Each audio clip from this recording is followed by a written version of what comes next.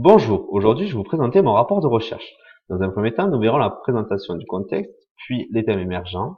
On en verra du coup la revue littérature et la problématique émergente pour l'année prochaine. Donc je travaille pour la Poste et plus particulièrement dans la branche service courrier-colis. Elle propose deux missions de service public qui sont la distribution et le tri de la presse et la distribution et le tri du courrier. Se rajoutent à ça deux activités qui sont l'activité colis et l'activité de la silver economy. C'est une entreprise avec un fort réseau logistique, notamment avec ses 33 plateformes industrielles de courrier, ses 14 plateformes de colis, ses 219 plateformes de préparation et distribution de courrier et ses 2558 plateformes de distribution de courrier. C'est une entreprise qui réalise 11 424 millions d'euros de chiffre d'affaires en 2017 avec une augmentation de 0,61%. Et cela représente 46% du chiffre d'affaires total du groupe La Poste. Elle embauche 136 991 employés, ce qui représente la deuxième entreprise qui emploie le plus de personnes après l'État. Concernant les facteurs clés de succès des deux marchés, donc concernant la messagerie et la fret express, il faut maîtriser la logistique interne, notamment les infrastructures, la flotte de véhicules, la gestion des tournées, le réseau et la maîtrise de la réactivité, notamment sur les délais de livraison. Pour la silver economy, il faut maîtriser les besoins des cibles, la maîtrise des différences générationnelles et la cohérence de son écosystème. Concernant l'avantage concurrentiel de la Poste, c'est un avantage fondé sur le management des ressources et notamment l'avantage lié aux compétences. Concernant les opportunités du marché de la messagerie du Fret Express, c'est le segment des colis qui est en évolution positive en volume et en valeur en chiffre d'affaires, et c'est l'augmentation des ventes des commerces qui vont par conséquent augmenter leur publicité adressée. Concernant la silver economy, c'est un nouveau marché avec plein de potentiel. Les seniors attendent beaucoup d'innovations sur plein de domaines, notamment la santé et la sécurité, et cette cible est très disponible. Concernant les menaces sur le marché de la messagerie et du fret express, le segment du courrier diminue chaque année en volume et en valeur. L'augmentation du prix du gazole peut aussi impacter la flotte de véhicules et l'implantation des entrepôts de traitement de colis des concurrents peut aussi réduire les chiffres d'affaires. Et la restructuration possible des centres de tri pourrait être plus axée sur du colis, donc des investissements à prévoir. Concernant le marché de la silver economy, la menace, c'est que c'est une économie transversale. Donc ça veut dire qu'il y a plusieurs secteurs qui rentrent dans ce marché-là. Donc c'est difficile d'établir des études sur les concurrents directs et sur les caractéristiques ou des marchés. Concernant les forces de l'entreprise, c'est la présence nationale et son fort maillage, c'est le fort réseau industriel et logistique, c'est un groupe multimarché, donc source de revenus divers, résultats comptables positifs, donc ça montre une maîtrise des comptes, et un large panel de formations et de compétences. Concernant ses faiblesses, il y a une forte présence des syndicats qui pénalisent les actions et décisions stratégiques au national ou en local, manque d'implication, d'engagement et de motivation de la part des salariés suite au changement stratégique, une trop grande diversité peut rendre flou le positionnement auprès des consommateurs, le style de management qui n'est pas adapté à la nouvelle stratégie du groupe et un organigramme trop hiérarchisé. Concernant les thèmes émergents, il en a pu en sortir quelques-uns, donc notamment le management de la conduite du changement, le développement des compétences dans le cadre d'un changement stratégique, la mise en place de nouveaux services et l'amélioration de l'expérience collaborateur à travers le bien-être au travail. Donc nous allons travailler justement sur l'amélioration de l'expérience collaborateur à travers le bien-être au travail. Donc j'ai choisi ce thème-là parce que c'est quelque chose qui me plaît et l'expérience collaborateur et le bien-être au travail sont des thèmes qui me tiennent à cœur. Donc nous allons voir la revue littéraire.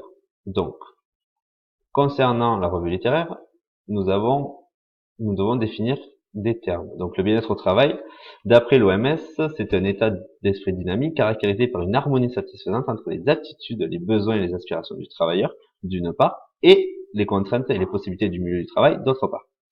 Pour un site internet Parlons RH, ils expliquent que le bien-être au travail est un endroit où nos compétences, connaissances, nos talents, nos expertises et notre personnalité seront les atouts qui seront considérés et valorisés régulièrement.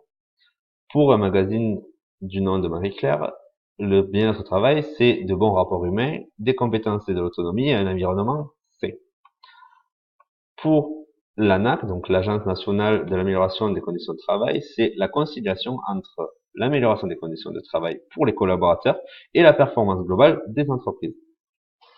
Jost Alexandre, fondateur du think tank de la fabrique Spinoza, explique que le bien-être au travail ne peut pas avoir une définition claire et précise. C'est chaque entreprise, avec les collaborateurs, la direction et les partenaires sociaux, à le définir. Donc j'ai quand même essayé de définir une définition du bien-être au travail à mon point de vue. Donc il y aura 3 aspects qui vont rentrer dans le bien-être au travail, qui sont le social concernant le management, l'appartenance, la reconnaissance et la considération, l'environnemental, l'espace de travail, l'organisation, la sécurité et la santé, et l'employabilité qui concerne le sens du travail, la formation, le développement de soi et la marque employeur. L'expérience collaborateur. Donc l'expérience collaborateur en ressort de l'expérience client. L'expérience client, c'est le parcours que vit le client de la prise d'information dans l'entreprise à l'achat et même après par rapport au SAV. L'expérience collaborateur en découle de ça, c'est le parcours que vit un collaborateur dès le recrutement jusqu'à après avoir quitté l'entreprise, même à la retraite. Donc c'est l'état émotionnel agréable ou positif résultant de l'évaluation faite par une personne de son travail ou de ses expériences au travail. Parlons RH a réalisé le premier baromètre de l'expérience collaborateur en 2018 et explique que les répondants ont dit que 80% pensent que c'est une tendance de fond, donc c'est quand même un enjeu important, et 94% le voient comme stratégique, voire important. Donc on peut considérer que l'expérience collaborateur est devenue un enjeu stratégique pour les entreprises de nos jours. Il existe des enjeux sociétaux, notamment la motivation. Il existe beaucoup de phases sur la motivation qui a commencé déjà dès le 19e siècle. Donc il y a eu la phase taylorienne, puis la phase des besoins mobiles valeurs qui déterminaient les éléments déclencheurs du comportement. Elles ont été souvent critiquées puisque elles sont incomplètes et elles n'expliquent que la satisfaction des salariés et non la motivation. Il y a eu la deuxième phase, donc les choix cognitifs, elle aussi souvent critiquée puisqu'elle est difficile à rendre opérationnelle et il y a un cloisonnage de la performance sur des activités périodiques. Ensuite vient la phase de l'autorégulation et la métacognition. C'est le processus de choix agit davantage en amont dans le processus motivationnel au niveau de l'intention d'action et de volition. Elle aussi critiquée puisqu'elle est complexe et exprime difficilement l'exercice de la mesure dans le but de validation empirique. Et de nos jours, au XXIe siècle, on parle de motivation 3.0, étudiée par Daniel Pink, qui explique que de base, il y avait la motivation 1.0, qui était d'assouvir les besoins primaires. Puis est venue la motivation 2.0, qui part du principe de la carotte et du bâton, donc cela veut dire la récompense lorsque le travail est bien fait et la punition lorsque le travail est mal fait, donc une sorte d'obéissance.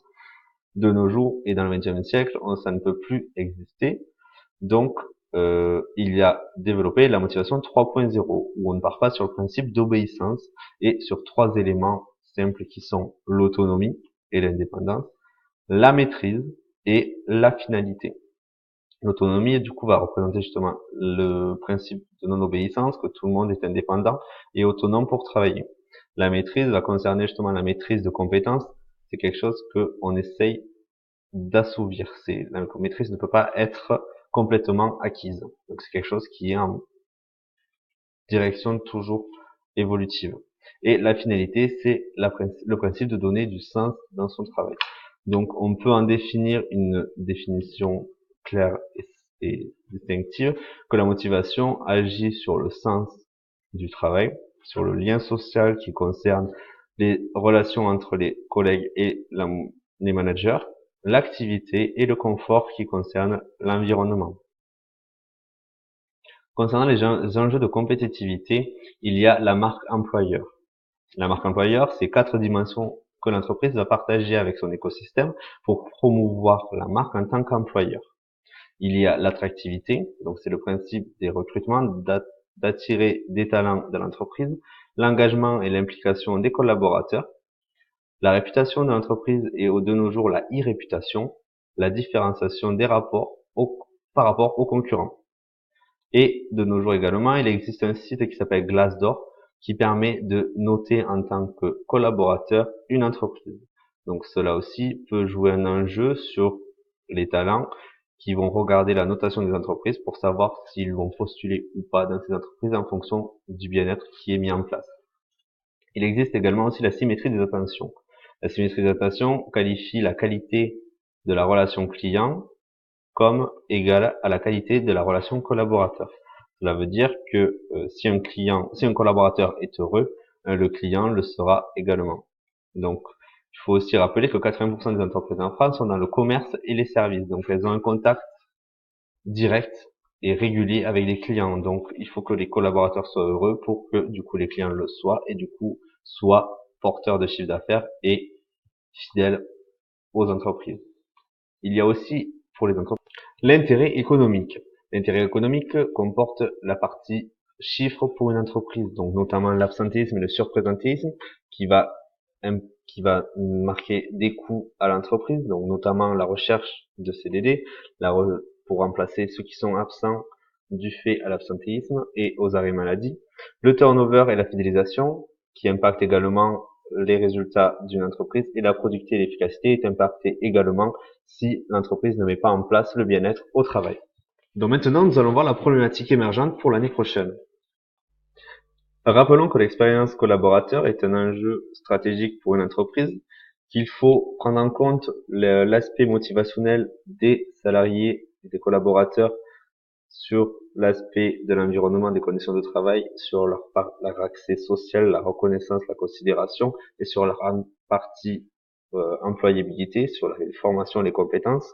Il faut aussi rappeler que pour l'entreprise, il y a un enjeu de compétitivité concernant les autres entreprises et le développement de leurs performances, tant au niveau personnel des collaborateurs que tant au niveau résultats, chiffres. Donc, il faut regarder du coup la partie de la valeur, de la création de valeur. Qu'est-ce que cela peut apporter pour l'entreprise? Donc, du coup, on va en découler une problématique qui est le bien-être au travail peut-il être créateur de valeur? Donc, de là, on pourra développer du coup des valeurs qui concerneront l'humain, le social, l'entreprise ou d'autres valeurs qui seront à définir pour l'année prochaine. Voilà. Je vous remercie pour votre attention et je vous souhaite une bonne continuation.